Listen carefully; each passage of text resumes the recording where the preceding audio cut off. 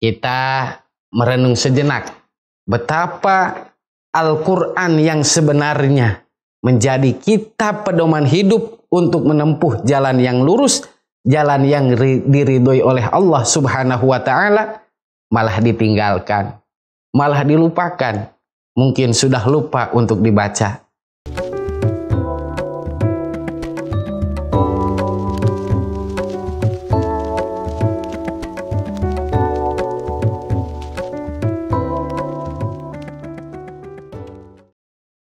Assalamualaikum warahmatullahi wabarakatuh. Bismillah, walhamdulillah, wala hawla wala quwwata illa billahil aliyyil azim. Sahabat Assalam TV ID yang berbahagia, alhamdulillah kita sudah memasuki bulan Ramadan tahun 1442 Hijriah. Semoga ibadah puasa kita dan ibadah-ibadah yang lainnya di bulan Ramadan ini yang kita lakukan mendapatkan ridho Allah Subhanahu wa Ta'ala. Untuk menambah wawasan dan pengetahuan kita serta meningkatkan ketakwaan kita di bulan yang penuh berkah ini, bulan yang penuh ampunan ini, mari kita bersama-sama mengkaji betapa pentingnya setiap muslim meyakini akan hakikat diturunkannya Al-Quran. Tentu setiap agama memiliki pedoman. Satu-satunya pedoman dasar dan terbesar dalam Islam adalah Al-Quran itu sendiri.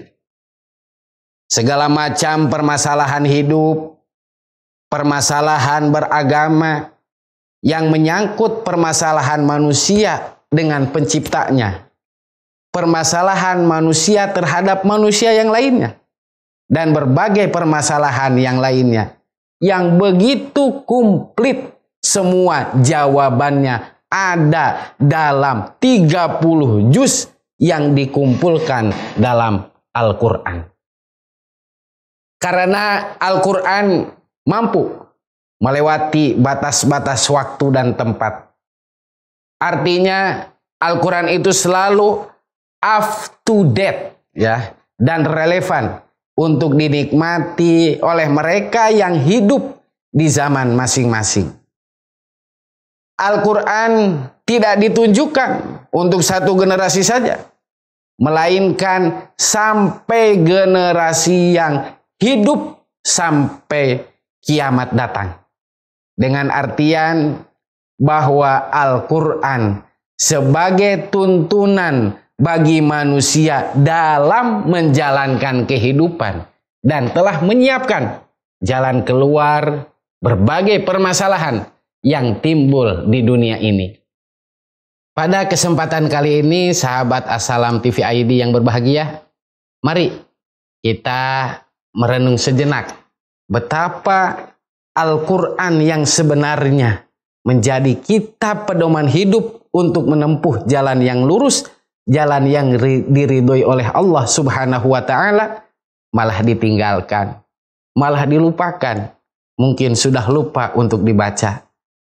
Padahal sudah jelas-jelas Allah Subhanahu wa Ta'ala memperingatkan dalam firman-Nya, Syahrul Ramadan alladzi unzila fihil Qur'anu hudan linnasi wa bayyinatin minal huda wal furqan. Jadi diturunkannya Al-Quran di bulan Ramadan ini adalah untuk memberikan petunjuk kepada seluruh manusia. Bahkan di ayat yang lain Allah Subhanahu wa Ta'ala berfirman, "Dzalikal kitabu la raiba fihi hudal lil muttaqin."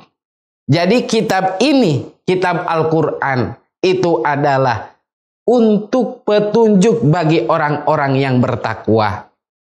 Nah, sahabat Assalam TV ID, sebagai orang mukmin yang bertakwa harus tahu dan mengerti bahwa hidup di dunia ini adalah medan ujian yang disediakan oleh Allah Subhanahu wa Ta'ala. Supaya apa?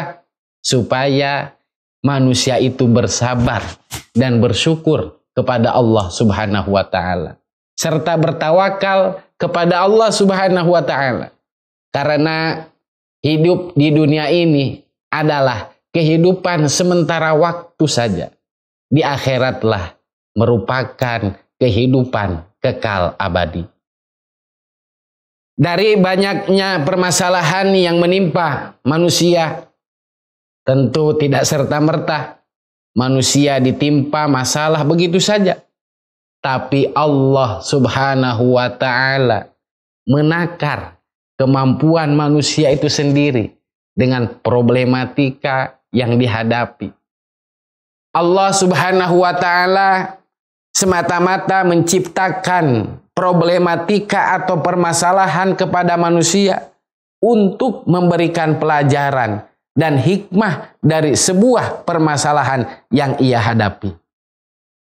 Maka dengan begitu Al-Quran menjadi penolong dan tempat untuk mencari jawaban dari permasalahan yang dihadapi oleh kita atau oleh manusia itu sendiri.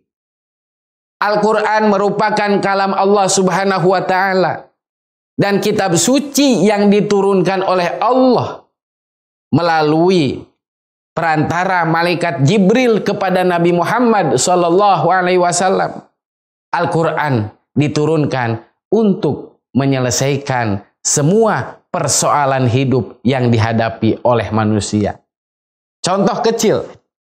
Yang pertama misalnya, kadang timbul perasaan dalam diri kita, ya Allah, kenapa aku diuji semacam ini? Padahal Allah sendiri sudah menjelaskan di dalam firman-Nya surat Al-Ankabut, Bismillahirrahmanirrahim. Alif Lam Mim. Ahasiban nasu ayyutraku ayyakulu amanna wa hum la yuftanun. Apakah manusia mengira bahwa mereka akan dibiarkan hanya dengan mengatakan kami telah beriman dan mereka tidak diuji?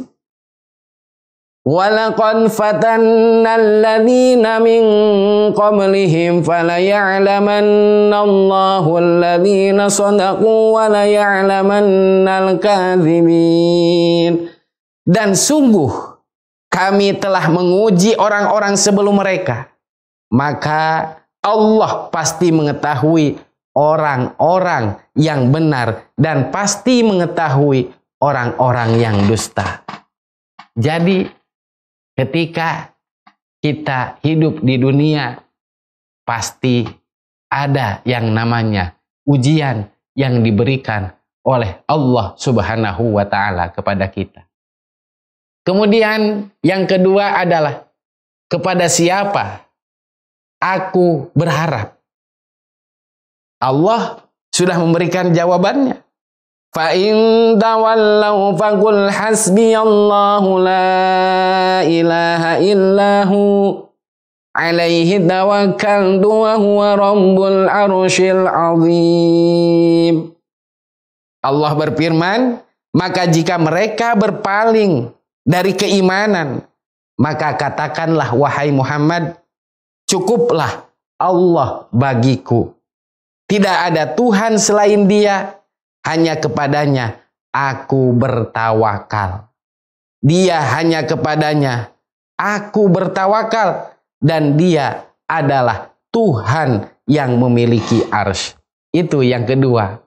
Kemudian yang ketiga, bagaimana aku harus menghadapinya? Allah pun sudah memberikan jawabannya ketika kita ditimpa masalah.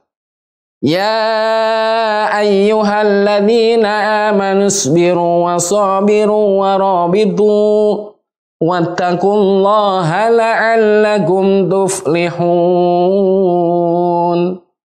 Wahai orang-orang yang beriman, bersabarlah kamu dan kuatkanlah kesabaranmu, dan tetaplah bersiap siaga di perbatasan negerimu dan bertawakallah kepada Allah agar kamu beruntung. Itu yang ketiga. Kemudian yang keempat, kenapa aku merasa lemah dan bersedih hati? Allah pun sudah memberikan jawabannya. Wala tahinu wala tahzanu wa antumul a'launa in kuntum mu'minin. Dan janganlah kamu merasa lemah dan jangan pula bersedih hati, sebab kamu paling tinggi derajatnya jika kamu orang beriman. Jadi ketika kita diberikan ujian oleh Allah Subhanahu wa ta'ala, kita harus kuat. Karena kekuatan kitalah yang akan menjadikan derajat kita naik menjadi tinggi di sisi Allah Subhanahu wa ta'ala. Kemudian yang kelima, kenapa aku tidak dapat apa yang aku hajatkan? Mungkin kadang kita ada hajat, ada maksud, ada tujuan. Namun kadang tujuan kita atau cita-cita kita tidak terwujud. Bagaimana kita harus menyikapinya? Allah pun sudah memberikan jawabannya di dalam Al-Quran.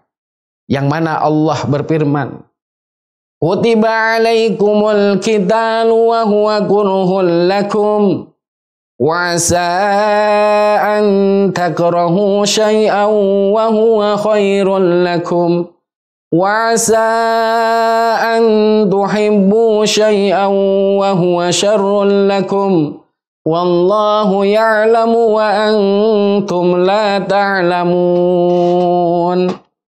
Diwajibkan atas kamu berperang, padahal itu tidak menyenangkan bagimu. Tetapi boleh jadi kamu tidak menyenangi sesuatu, padahal itu baik bagimu. Dan boleh jadi kamu menyukai sesuatu, padahal itu tidak baik bagimu. Allah mengetahui, sedang kamu tidak mengetahui. Kadang kita memiliki cita-cita A, namun yang diberikan oleh Allah Subhanahu wa ta'ala malah B. Itulah mungkin, yang B itulah yang mungkin yang terbaik yang diberikan Allah kepada kita. Atau kita ada hajat A, tapi ternyata hajat A tidak terwujud. Tapi di suatu lain, Allah mewujudkan hajat kita yang B. Atau mewujudkan hajat yang lain.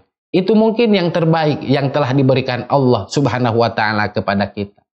Kemudian yang keenam adalah, kenapa ujian yang aku terima seberat ini? Allah pun sudah memberikan jawabannya di dalam firman-Nya. La yukallifullahu nafsan illa wus'aha.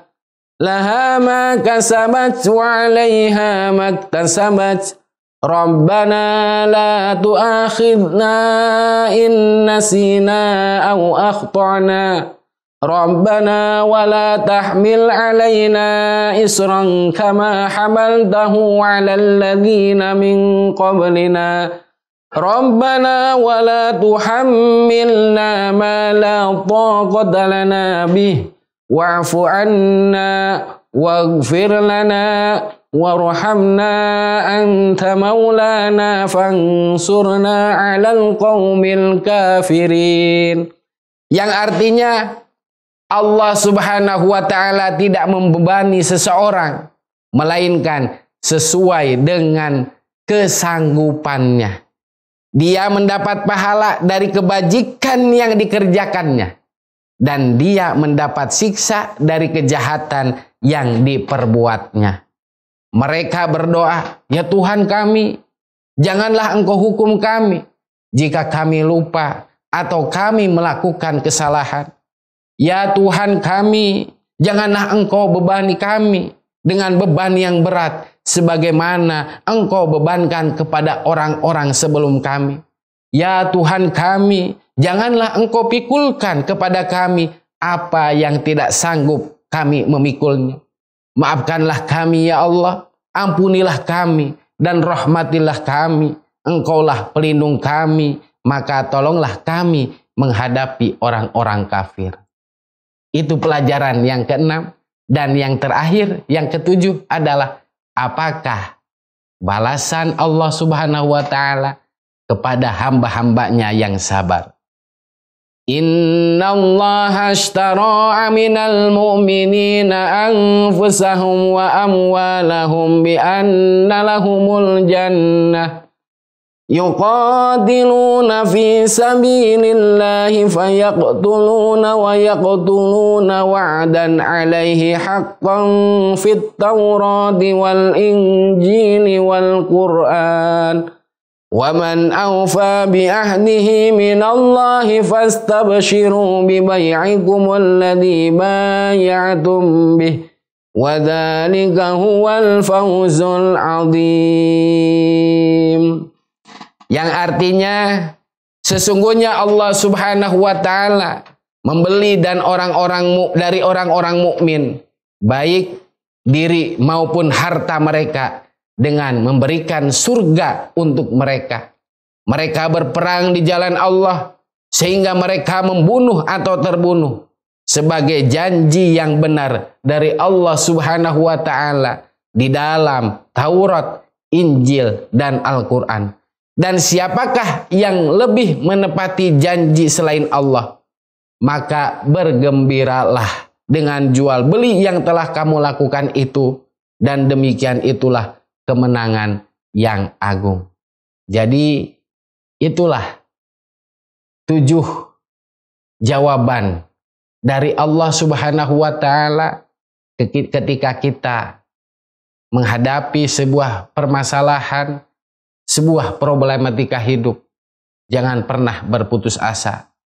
Allah Subhanahu wa ta'ala akan memberikan jalan keluar bagi kita dan akan memberikan limpahan pahala kepada kita ketika kita sanggup menjalankannya, sanggup menghadapinya. Mungkin hanya ini pelajaran untuk kita, khususnya untuk saya pribadi di bulan Ramadan ini. Mudah-mudahan sekali lagi ibadah puasa kita diterima dan mendapatkan ridho Allah Subhanahu wa ta'ala. Ihdinas siratal mustaqim. Wassalamualaikum warahmatullahi wabarakatuh.